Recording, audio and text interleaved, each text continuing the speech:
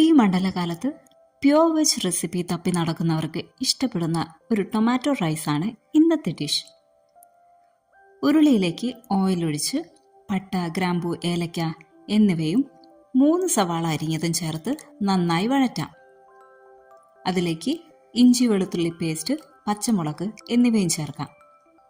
4 തക്കാളി മിക്സിയിൽ അരച്ചത് ചേർത്ത് അതിലെ വെള്ളമെല്ലാം വറ്റുന്നതുവരെ മൂപ്പിച്ചെടുക്കാം.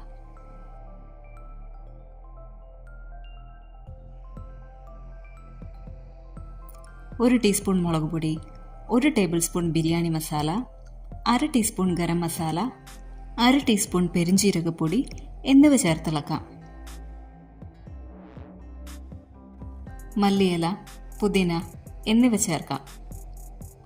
2 ഗ്ലാസ് കൈമ അരിയാണ് എടുത്തത്. അതിനാവശ്യമായ 4 ഗ്ലാസ് വെള്ളം തിളപ്പിച്ച് ഒഴിച്ചു കൊടുക്കാം. ആവശ്യത്തിന് ഉപ്പ് ചേർത്തിളക്കി കഴുകി വെച്ച അരി ചേർത്തിളക്കാം.